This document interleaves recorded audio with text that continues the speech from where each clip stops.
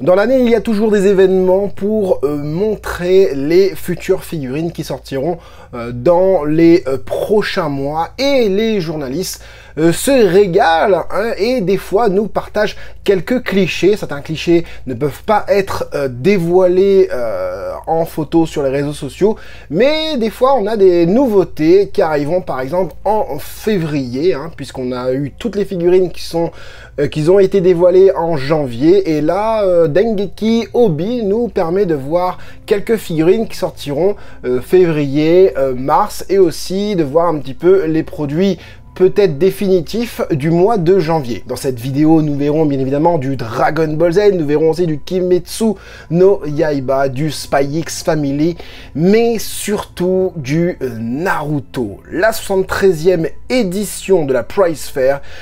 On se fait ça ensemble, c'est parti.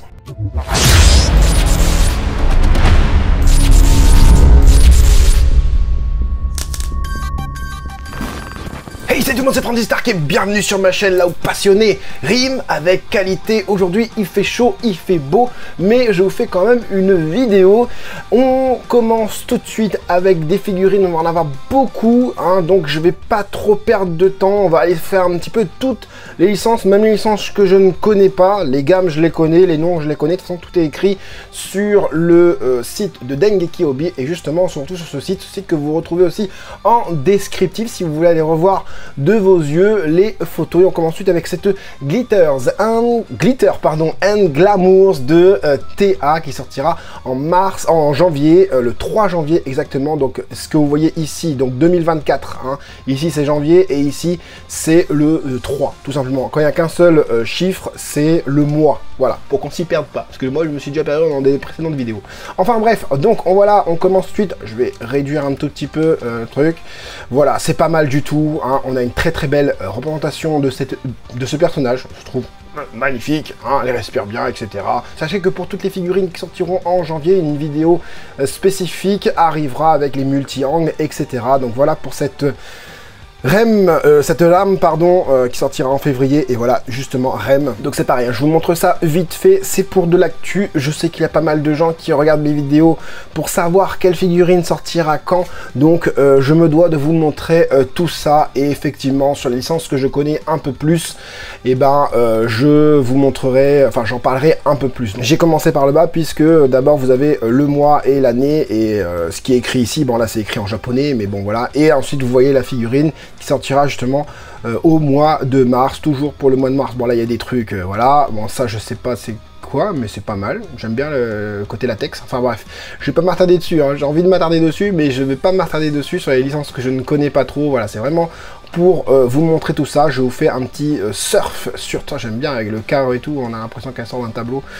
Je surfe sur les figurines pour que vous voyez ça. Ça, j'en parle un peu plus dans la future vidéo des sorties figurines toutes licences au mois de janvier. Ça arrive très bientôt. Relax Time, très très belle gamme aussi. Relax Time, même si je n'aime pas le concept, même si c'est pas le genre de figurine que je vais collectionner chez moi, quoique, hein, pour une certaine Tsunade qu'on verra aussi dans cette vidéo, je dirais pas non. Donc voilà pour cette première page. On passe suite à la deuxième, donc prévu pour janvier aussi.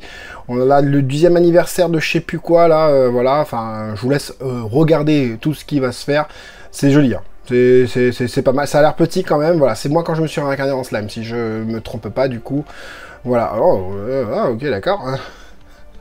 J'aimerais bien me réincarner là du coup. Donc voilà, on a toutes ces figurines, voilà, c'est pas mal, je vous montre ça. Ah, le socle, c'est la cape. C'est la cape, pardon. Le socle, c'est la cape. À moins qu'il y ait une tige derrière, enfin je crois que ça doit être ça. C'est plutôt pas mal. Là, ça, pareil, je vous montre ça dans la vidéo qui sortira pour le mois de janvier. Et on va parler des choses sérieuses. J'aurais pu parler déjà. Donc les choses sérieuses, voilà, ça commence tout de suite avec ce Goku. Hein, voilà, je vais ouvrir les photos en grand, voilà, avec les représentations des figurines. Ouais, bah c'est pas mal du tout. C'est pas mal du tout, hein, franchement, c'est cool. C'est sympa comme ça. Bon, là, il n'y a pas les lumières, il n'y a pas de Photoshop, etc. Mais on peut voir quand même qu'il y a du dégradé. Au niveau des chaussures, par exemple, au niveau du paint, au niveau du pantalon aussi, on a du dégradé. On a une couleur différente au niveau du côté déchiré du haut, du rouge, quoi.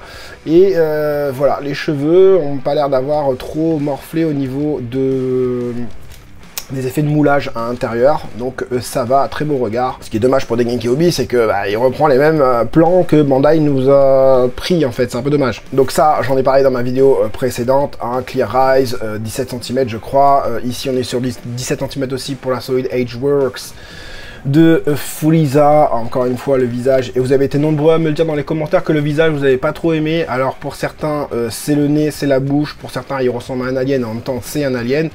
Mais bon, et pour d'autres, c'est aussi les traits qui sont mal foutus, mal mis, peut-être. Moi, pour moi, ça, juste en dessous des yeux, la bouche, le nez, les traits, tout, en fait, je trouve que ça ne va pas. On a ce côté plus bleuté, après, au niveau des couleurs, on peut pas trop juger sur des photos comme ça, sur d'événements. Hein, on a un côté plus bleuté au niveau des parties, soi-disant violettes, hein, et ça brille un peu plus ici. Alors, il y a plus de spots, j'imagine, aussi sur la figurine. Ensuite on est sur du Gohan SSJ2 et encore une fois hein, je trouve qu'il est pas mal hein. Voilà hein, c'est tout, il est bien, il est très très bien.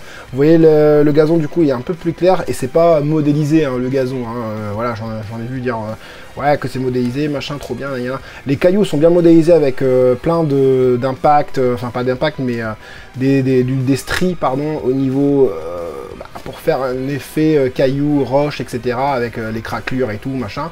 Mais le gazon, c'est juste une peinture posée, tout simplement. Voilà. Le reste, c'est bien fait. Le reste, c'est bien fait. J'en ai parlé dans ma vidéo précédente. Si tu n'as pas de Gohan SSJ2 et que tu n'as pas de place, prends ça. Tu as tout gagné. Donc, on continue le petit raid avec des DXF de Yu Yu Hakusho. Non, c'est ça? Je sais plus. C'est Yu Yu Hakusho, ça? Bah, certainement. Ensuite on avait eu du Hunter x Hunter, bon, c'est de la Q-Posket, Vibration Stars du méchant là, je sais plus comment il s'appelle, enfin bref.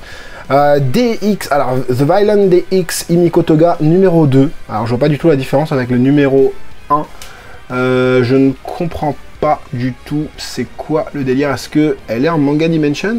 J'ai l'impression, je suis pas sûr. Un léger manga dimension, un délire comme ça. Ou sinon, elle a juste la bouche fermée. Je me rappelle plus du 1, comment c'était exactement. En même temps, c'est exactement la même pose. Peut-être qu'il y a juste le visage qui change.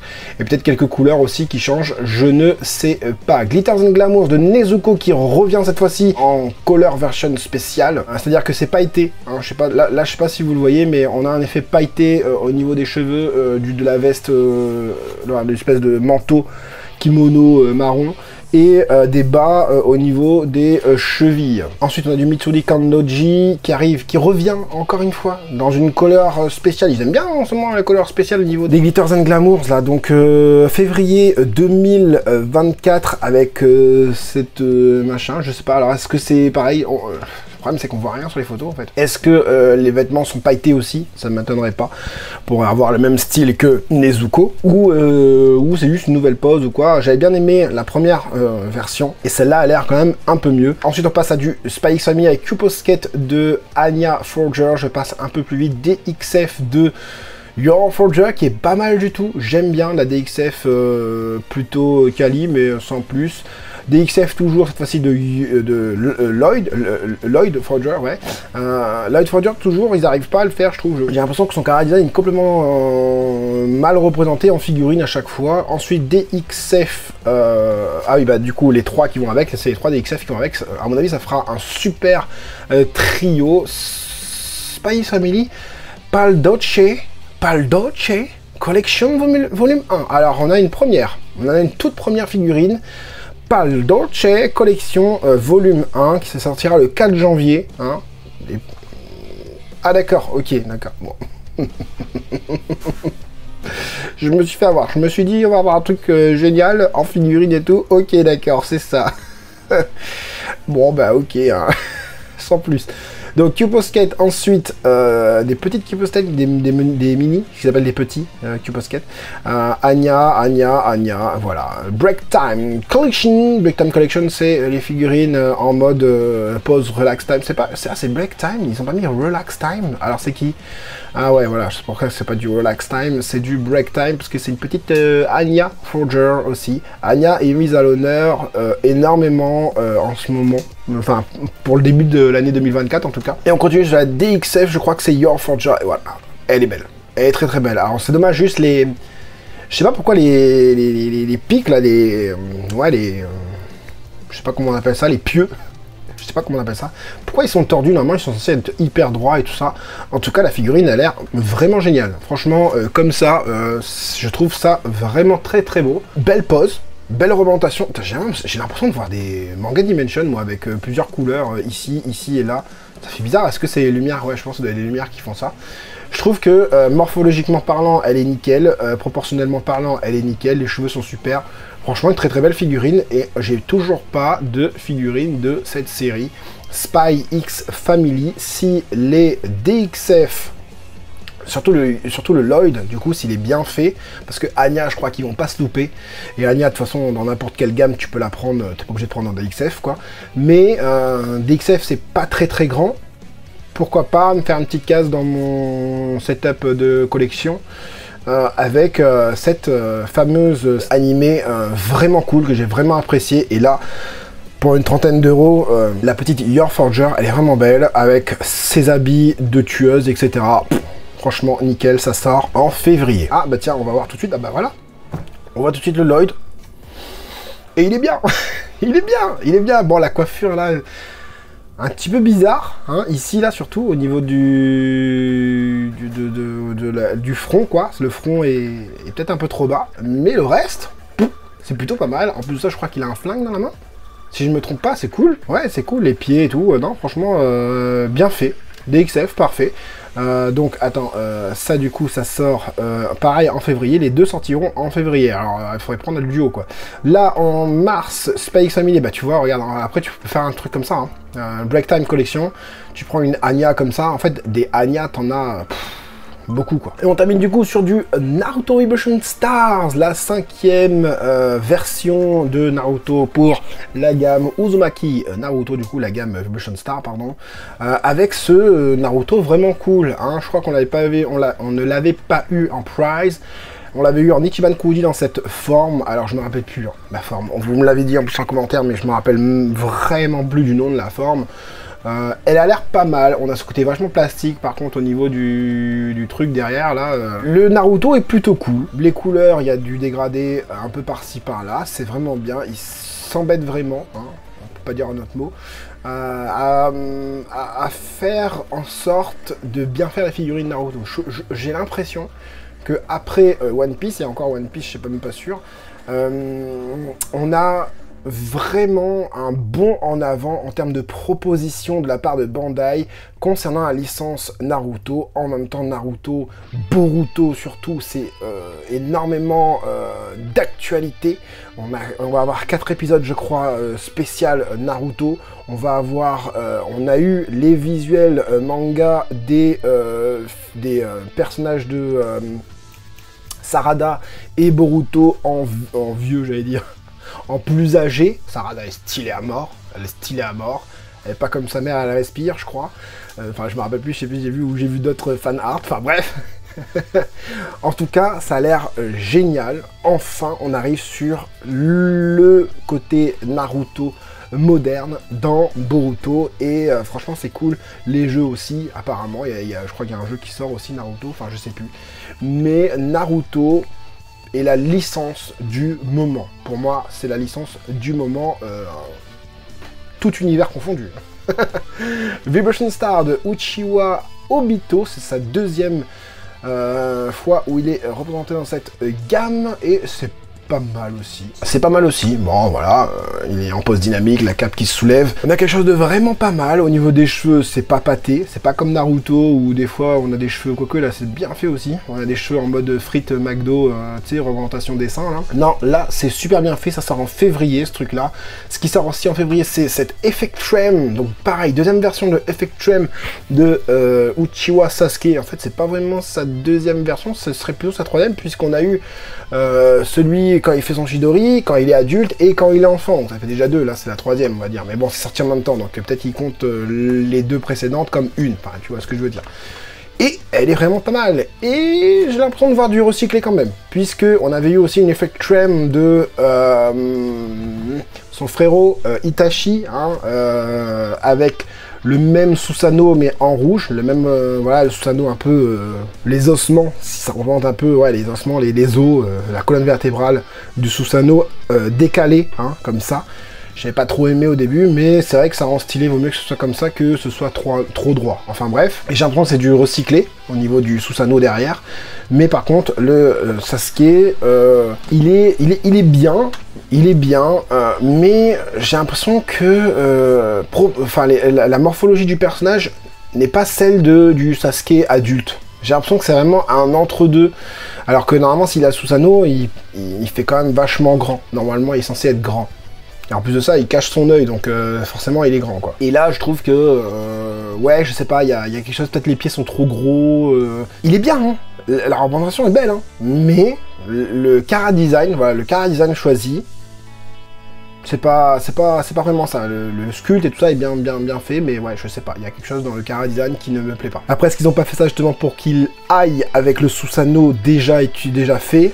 Ça m'étonnerait pas non plus. Mais sinon, il est pas mal. Sakura qui sortira le 2 janvier, donc ça, je vous en parle dans la vidéo qui va arriver. Je sais pas si je poste celle-là avant ou celle d'après, pour les figurines qui sortiront au mois de janvier.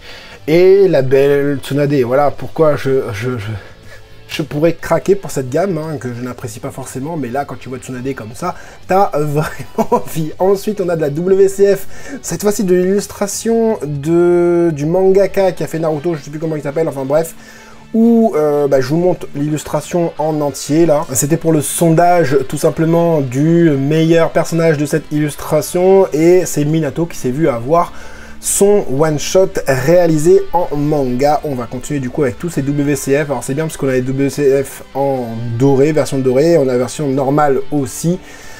Voilà, que vous pouvez voir ici par exemple pour Sakura. On aura pareil pour Itachi avec aussi sa version normale qui est ici, Shishui et tout ça, voilà. Et il faut savoir aussi qu'il y aura une version avec des figurines de taille moyenne, comme avec justement cette Shisui qui est pas hyper bien réalisée, mais bon, je pense que ce sera plus un effet de masse en les mettant toutes ensemble.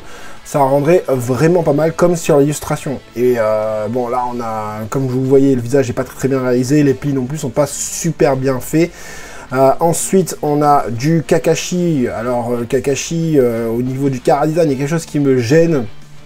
C'est-à-dire qu'on a ce côté arrondi au niveau des mèches de cheveux, on dirait un SSJ 3. Avec des petites pointes, alors que normalement Kakashi a des cheveux plutôt anguleux, donc voilà, il n'y a pas les cheveux qui partent au vent comme ça. Alors peut-être que dans l'illustration c'est comme ça, je ne sais plus. Non, alors pas du tout, hein, ouais, hein, dans l'illustration c'est pas du tout comme ça. Et en plus de ça, le vert de son manteau, ça va pas du tout, c'est pas la bonne teinte choisie, la palette de couleurs du coup est pas ouf. Après, ce qui pourrait être bien avec le Kakashi, c'est que tu pourras le mettre peut-être avec son père. Ça peut être bien, si tu veux pas faire toutes les figurines de cette illustration, tu pourras quand même le mettre avec son père. Sakura, je l'ai aussi en prototype, si je l'ai, je vous mettrai, mais je l'ai mis de toute façon dans mon espace communauté. Allez voir, j'aimerais bien avoir un Kyuubi de 40 cm, bien évidemment. Et le Jiraiya serait vraiment cool avec l'ombrelle et tout ça, franchement c'est cool. Là on va voir le Naruto qui est là. Alors il y a deux Naruto, hein. Il y en a un qui tient en haut, il y en a un qui tient en bas. Pour l'instant ils ont réalisé que celui qui est voilà, position squat, donc il nous manquerait un ici pour venir le mettre en plus. C'est pareil, c'est une figurine que j'en parle dans les sorties du mois de janvier pour toutes les licences de chez Bandai sur Dragon Ball. Bien évidemment, Dragon Ball, tu fais une vidéo à part, hein, Frandy, normal. J'espère en tout cas que cette vidéo te sera utile, hein, pour choisir les futurs achats que tu vas mettre dans ta collection. Si c'est le cas, je t'invite à mettre le gros like pour le soutien de la chaîne. Je t'invite aussi à faire un super thanks, hein. Tu choisis combien tu veux mettre, etc. Enfin bref, tu fais comme tu veux, c'est pour le soutien de la chaîne. Pareil pour les abonnements en mode mastodonte, hein. Tu peux t'abonner et soutenir ton serviteur qui s'efforce de faire de la qualité à chaque fois dans chaque vidéo pour que tu aies une expérience visuelle hors du commun. Du commun peut-être pas, mais voilà, la meilleure expérience possible que je puisse vous donner. J'espère en tout cas que cette petite vidéo vous aura plu et vous aura aidé, vous les collectionneurs, à faire votre futur choix. C'était Franzy Stark, à la prochaine et moi je file à la piscine.